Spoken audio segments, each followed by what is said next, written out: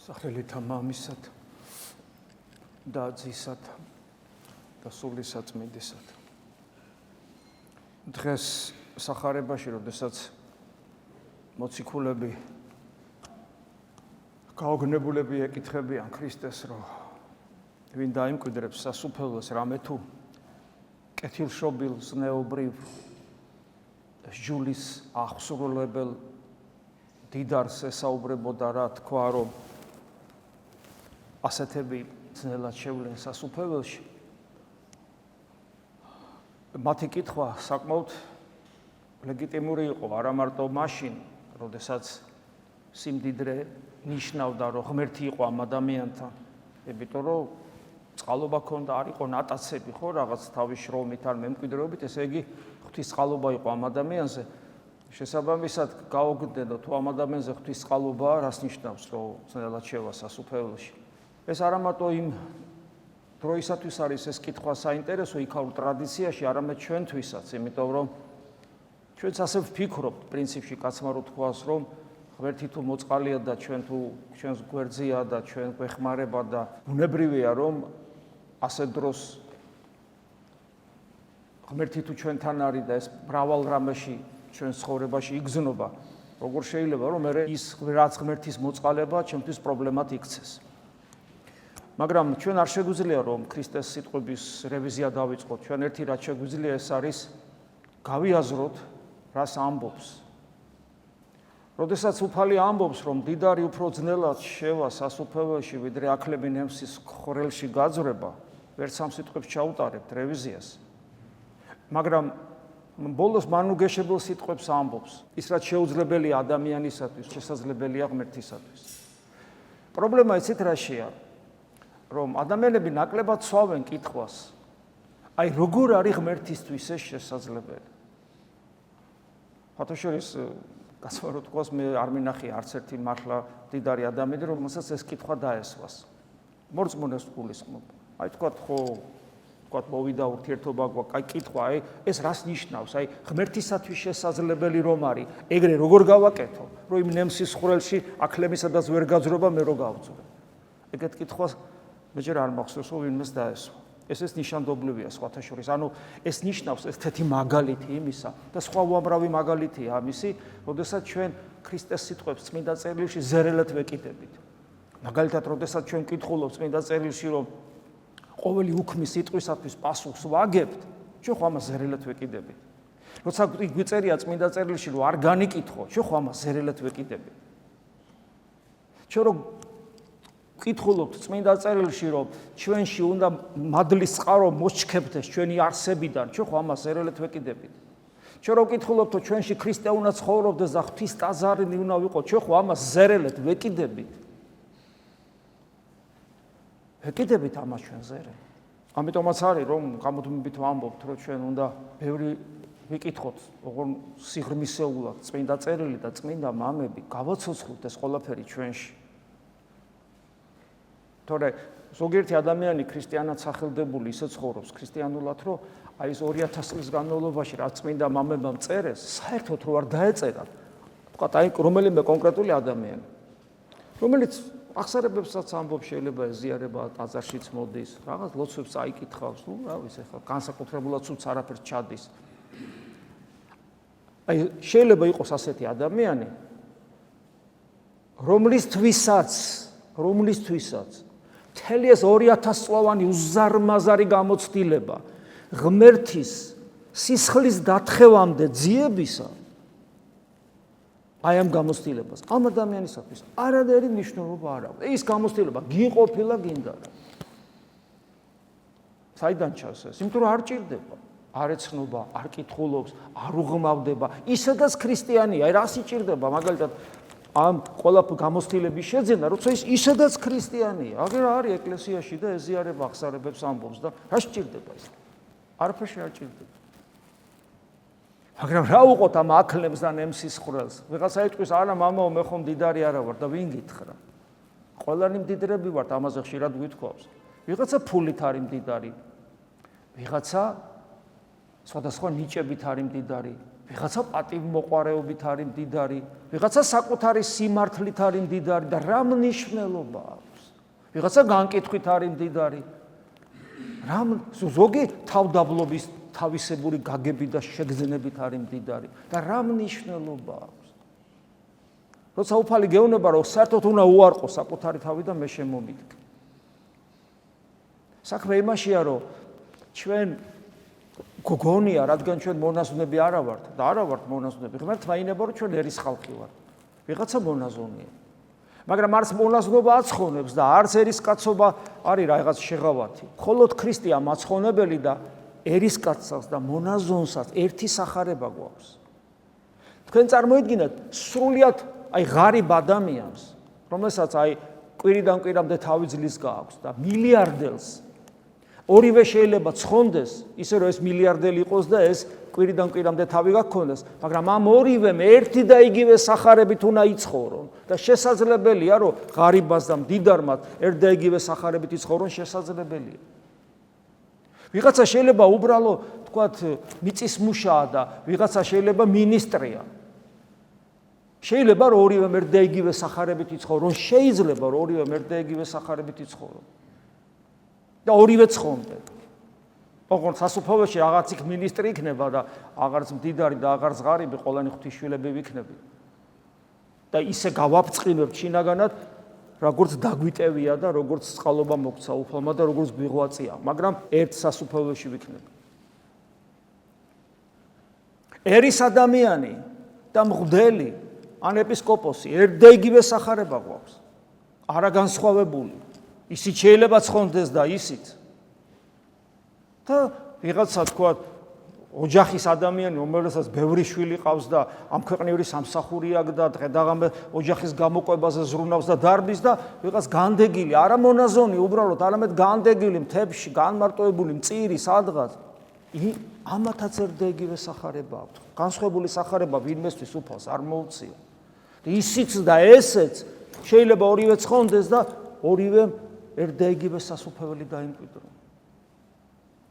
ესე იგი საქმე იმაში კი არ არის მე ღმერთმა სად დამადგინა, რა მომცა, რა ნიჭები მაქვს.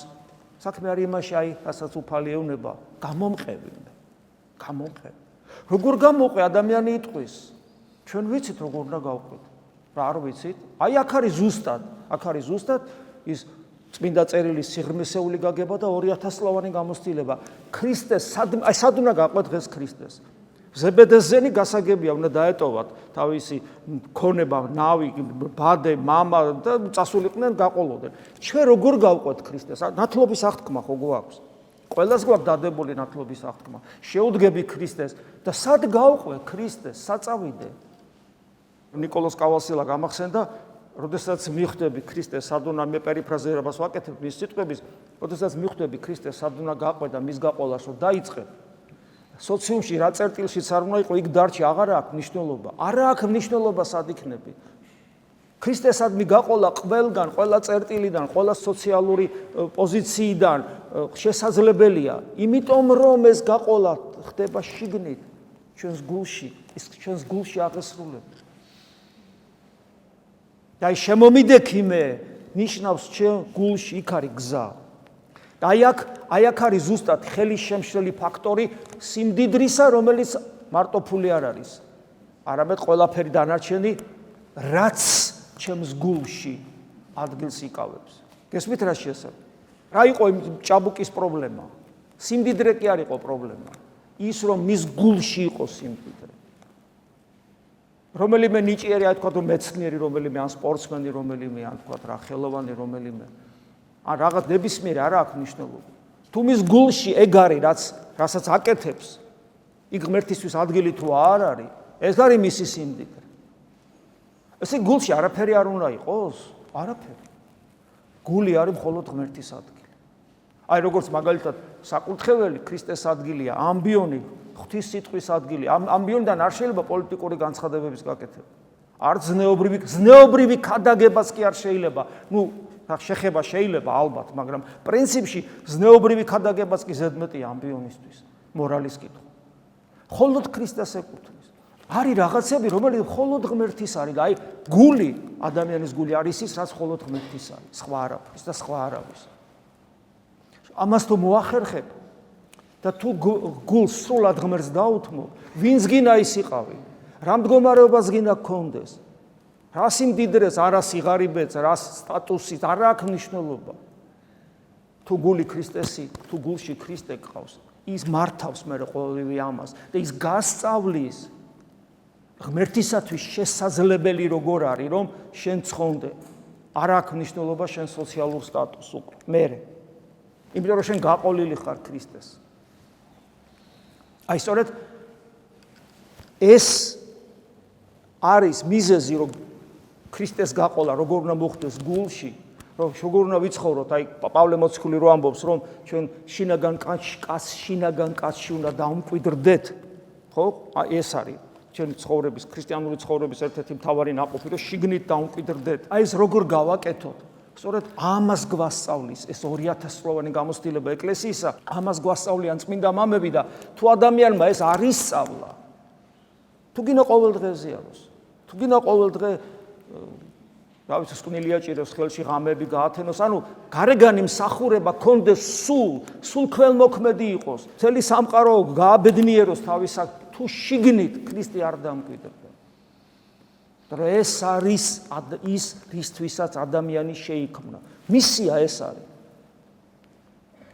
ადამიანის მისია ეს არის, გესმით რა შეასრულა. აი წარმოიდგინეთ, ქირურგი რო იყოს, ან პილოტი რო იყოს და ყველაფერში კეთილშობილი, ყველაფერში დიდებული, გადაყვება თან, კარგი მეზობელია, დაგეხმარება, მაგრამ თვითმფრინავის დარებაში პრობლემა ჰქონდეს, ან იმას ქირურგის ოპერაცია. რადგინდა მისი კაი ადამიანობა, კაცო, თუ საოპერაციო მაგეზაზე მოკლავს, ან თვითმფრინავს ჩამოაგდებს.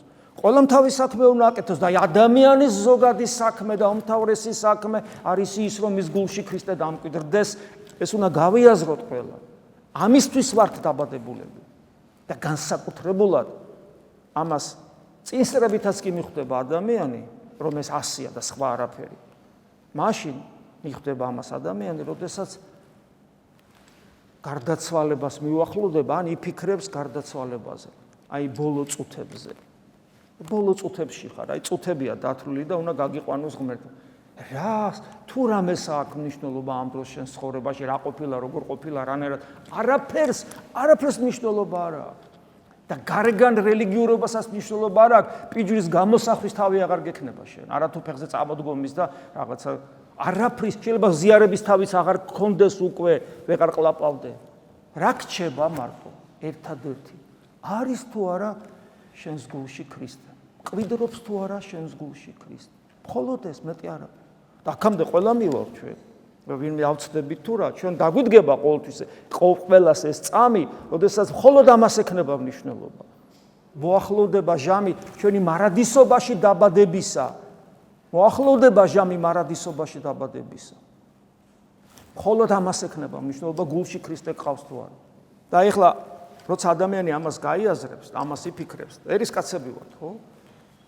აი და ამას როცა ასე შეხედავ შენს ყოფიერებას, მე უკვე მიუხედავად იმისა, რომ ისააკასურის რამდენიმე სიტყვა, რომელსაც ახლა უნდა წაგიკითხოთ, განდეგილი მამა იყო და როგორი მონაზონი იყო და თითქოს მონაზვნებისთვის წერს, აღმოჩნდება, რომ მიუხედავად იმისა, რომ მონაზონი არ ახარ, როგორი ძვირფასია თითოეული ეს სიტყვა ამ დიდებული წმინდა მამის. ასეთ რამეს ამბობს ისააკასური. ამგვარად ილოცე, ხო საინტერესოა, სულ გაინტერესებს როგორ ვილოცოთ, ვერ ვილოცულობ, რა გავაკეთო. ძალიან ბევრ წეს ისააკასური ლოცვაზე, როგორც ყველა წმინდა მამა. ღირსი გამხადე უფალო, რომ ამ სოფელთან დიალოგისათვის ნამდვილად მკვდარი ვიყო. ეხლა ამას თუ ზედაპირულად გადახედავ, ხო ამ სოფლისათვის დიალოგისთვის მკვდარი ვიყო, მონაზონი ხო არა ვარ, მაგრამ თუ იმ კუთხით შეხედავთ, მე რომ ვეცადე თქვენთვის მეჩვენებინა, რა არის ადამიანური ცხოვრების არსი, ანი და ჰოე, რისთვის უნდა მოვემზადოთ, თუ თქვენ ეს გაიგეთ და თუ თქვენ ეს მიიღეთ, მაშინ გასაგებია რაზეა ლაპარაკი. ღირსი გამხადე უფალო, რომ ამ სოფელთან დიალოგისათვის ნამდვილად მკვდარი ვიყო, რა ვიგულისხმო? როცა ამ სოფელს უნდა ჩემს გულში დამკვიდრდეს რაღაცით, ჩვენ ხო ვიცით ეს რა ხდება, კაცო. ადამიანი რაღაცა ახალ მანქანას კი არა, ახალ ფეხსაცმელს ოიყიდის. იმაზე ფიქრობს და არ უნდა წავიდეს საყიდალზე ლოცვის დროს. იმის მაგერად რომ ღმერთს გაუღოს გული, იმაზე აფიქრება. ესეთები ვართ, ანუ მუდამ ეს სოფელი აგრესიულად არც მანქანას გვიშლის ღმერთი და არც ფეხსაცმელს. მაგრამ ეს სოფელი ცდილობს მუდამ აგრესიულად მაინდა-მაინც გულში დამკვიდრდეს. და თუ გულში არ დამკვიდრდება, პრობლემა რამე კი არ არის. და ეს უკვე ყველას გამოგვისწია, ვისაც პატარა ლოცვის მცდელობები აქვს ხოლმე, ყველა მიცის, რომ იქ რო დადგები ლოცვაზე, აი მაშინ წამოვა ყველაფერი, რაც გჭირდება, არ გჭირდება, ყველაფერი შენ გულში შემოდის. ასე არ არის? ხომ ასეა. და რატომ არის ასე? იმიტომ რომ აი ეგ არის. მას ეს აგრესიულია, თავხედია ეს სოფელი და ღირსი გამხდა.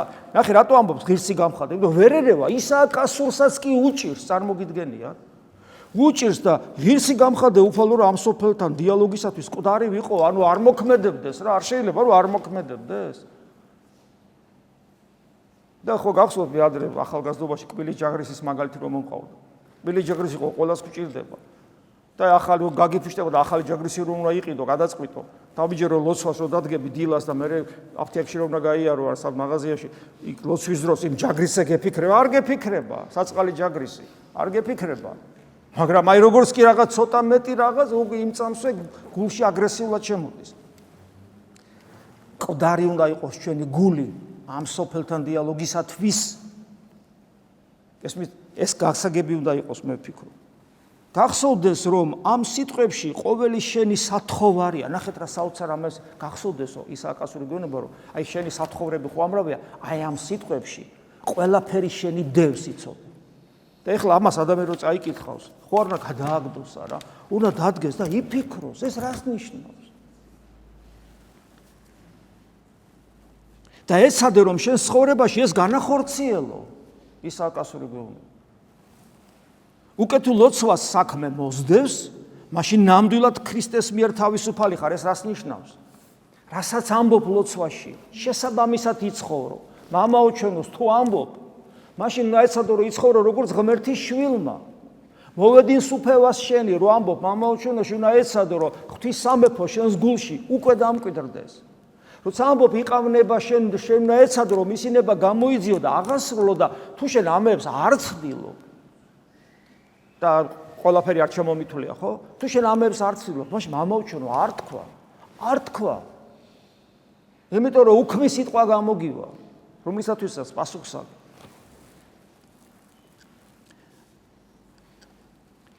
ხოლო საკუთარ ქრისტეს მიერ თავისუფალი ხარ რას ნიშნავს? ანუ აღარ ხარ დაპყრობილი ამ ეს სოფელი ვეღარ გიჭერს უკვე, როდესაც ლოცვის სიტყვების შესაბამისად ცხოვრებას იწყებ, ვეღარ გიმონებს ეს სოფელი და ხდები თავისუფალი. ხოლო საკუთარი თავის ამ სოფლისათვის მოკვდინება ნიშნავს მისგან არა მხოლოდ საქმით, არამედ გონებრივათაც განშორებას. ახლა ამ შემთხვევაში გონებაში ტვინი კი არის გულისხმობა, მთელი შემეცნებითი უნარები. გულს რო ამბობ, გარკვეულწილად ამ შემთხვევაში გონების სინონიმია. ანუ ჩვენი შინაგანი სამყარო, რომელიც არის ღმერთის შემეცნებისთვის, რომელიც არის ადგილი, სადაც ღმერთი უნდა დამკვიდრდეს. გესმით? აი ეს მომენტი, ეს ძალიან მნიშვნელოვანია, რომ გვახსოვდეს. თუ საკუთარ თავს კეთილ განსჯას მივაჩვევთ, კეთილი განსჯა, ესე იგი ადამიანი ხოსო ფიქრობს და სადღაც გონებით მიისწრაფის და თუ აი ეს კეთილი განსჯა მაშინ არის, როცა სადაც არ უნდა გავიხედო, რამ მდგომარეობაში არ უნდა აღმოვჩნდე, თვალსაწიერიდან ქრისტე არ მეკარგება. აი გესმით, სადღაც მივდივარ და კომპასი მაქვს, ან ეს Google მაპი მაქვს თუ რაცა მაქვს, როგორც არ უნდა გადმოუხვიო, ეს მაინც მიჩვენებს და მე ამას ყურადღებას ვაქცევ. ანუ სადაც არ უნდა გაუხვიო, გამოუხვიო, ამ მაჩვენებელს მივდევ მაინც, რომ მიზანს არ ავწდე.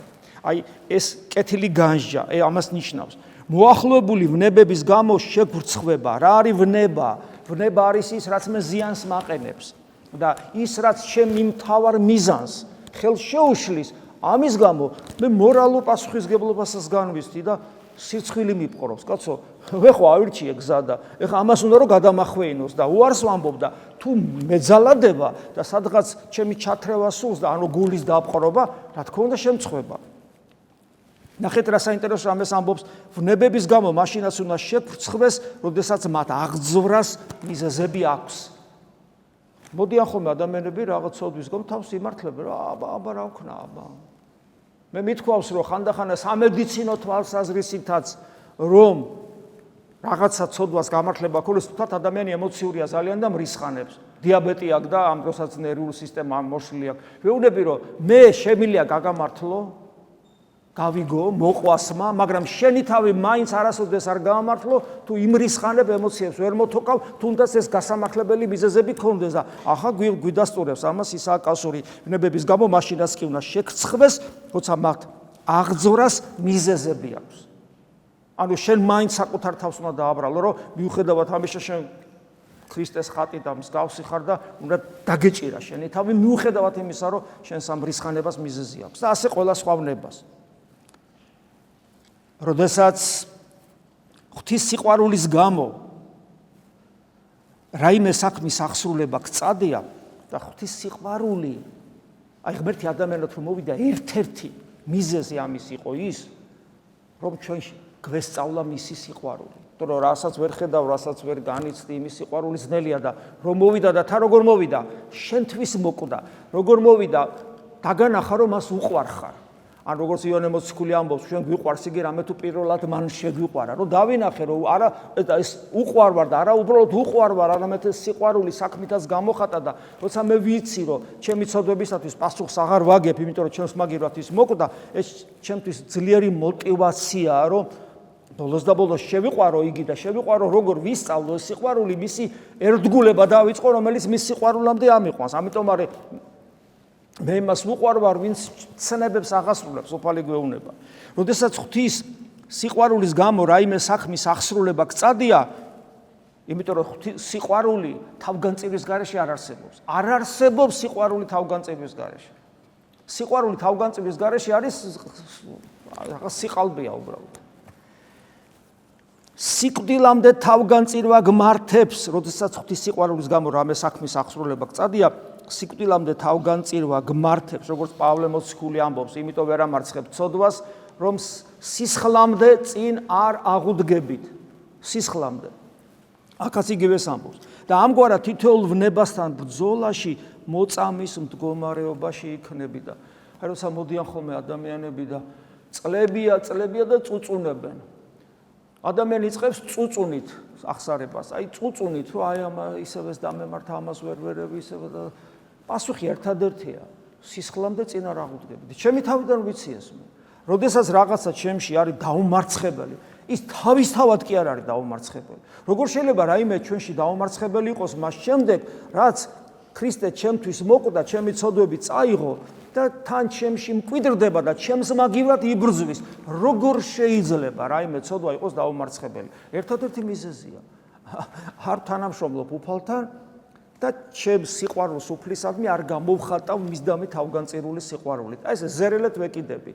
და რა თქმა უნდა, თუ ზერელეთ ვეკიდები, მაშინ კიდევ ვთვლი, რომ უკვე ყველაფერი მოგვარებულია, გადარჩენილი ვარ, უკვე აღარ ბრძოლა მჭირდება, აღარ ზღვაწლი მჭირდება, აღარ სისხლამდე ბრძოლა მჭირდება, არც ხელების ქნება მჭირდება, როგორც პავლე მოციქული ამბობს, იმიტომ კი არ ვიქნებ, რომ ჰაერს ვცემდეო, არამედ პირველი მივიდეო, გავიმარჯვო, ანუ ეს ბრძოლა აღარ მჭირდება.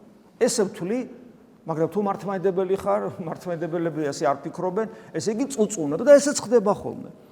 და აი ნახეთ როგორ ამბობს, თითოეულ ვნებასთან ბრძოლაში მოწამის მდგომარეობაში უნდა იყო. რა არის მოწამის მდგომარეობა? როცა დაამოწმებ, როგორც არ უნდა გიჭირდეს, შენ რო ქრისტეს არ ღალატობ, იცით რას აკეთებ ამ დროს? ამოწმებ საკუთარი თავის წინაშე, ეშმაკების წინაშე და გარემო საზოგადოების წინაშე, ვინც შენი ამბავი იცის, ამოწმებ, რომ იესო ქრისტე არის ღმერთი და მიუხედავად იმისა, რომ მისი ერთგულება ჭირს, მაინც ვერ დგულებ, თუნდაც სიკვდილამდე. რატომ? იმიტომ რომ ის ღმერთია. რატომ? იმიტომ რომ ის არის ნამდვილი სიცოცხლე. რატომ? იმიტომ რომ ის მიყვარს. აი ეს პოზიცია არის მოწამეობა. და ბოლომდე დათმენის შემთხვევაში ვერავით არის წინააღმდეგობა, ზიანს ვერ მოგაყენებს. ვინ განმაშოროს მე სიყვარულსა ქრისტესა, გახსოვთ პავლეს სიტყვები. ვინ? ვერავინ. პავლემ საქმე დაამტკიცა, თავი მოკვეთეს პავლეს. ცირს წამებდნენ, რა დღეში აგდებდნენ, საპატიმროში იყო, უახლოესი ადამიანები ტოვებდნენ და ზურგს აქცევდნენ. აი ეს ცხოვრება გაიარა პავლეს ცხოვრება იყო უმძიმესი. ამიტომაც არის აი ცეცხლი რომ არის, იმიტომ რომ მიუხედავად ამ უმძიმესი მდგომარეობისა, როგორი ერთგულება ქონდა ქრისტესი. ეს ჩვენი მაგალითია. ღირსი გამხადე უფალო, რომ შენში სიცოცხლისათვის, რომ შენში ვიცხოვრო, ჩემი სიცოცხლე მოვიძულო, ასე ევედრება ისააკ ასური უფალს. ჩემი სიცოცხლე მოვიძულო, ვინც არ უარყოს თავითვისი და არ შემომიდგეს, მე კი არ არის ჩემი ღირსი. მე მინდა რომ სერიოზულად შევხედოთ ჩვენს რწმენას, ჩვენს სულიერ ცხოვრებას, ჩვენს ეკლესიაში მყოფობას და ეს უძირფასესი დრო, როდესაც ჩვენ შეგვიძლია ფიზიკურად მოვიდეთ და აქ ვიდგეთ. გესმით, ადამიანები მე მოვხუცდებით, მე ვეღარ მოვალთ, მე 1000 რა, მე შეიძლება ტვინმა აღარ იმუშაოს, ისე როგორც საჭიროა, ვეღარ გავიგო. ანუ ჩვენ სანამ შეგვიძლია ფიზიკურად რომ ვიღვაწოთ, გესმით, ეს გამოვიყენოთ, ეს უძირფასესი პერიოდი, ეს გაივლის მალე. ამ დროს უნდა დააგროვო ღვთისადმი ერთგულების ცეცხლი შენ გულში, რომელიც არათუ სიბერეში, არამედ გარდაცვალების მერეც კი აღარ განგეშორება. ასე უნდა გავაკეთოთ და შევხედოთ სერიოზულად ჩვენ სულიერ ცხოვრებას. შეგვეციოს უფალი ამენ. მადლი უფლისა ჩვენისა იესო ქრისტეს და სიყვარული ღვთისა და მამისა და ზიარება სულისა წმინდის იყოს თქვენ ყოველთა თანა. ამინ.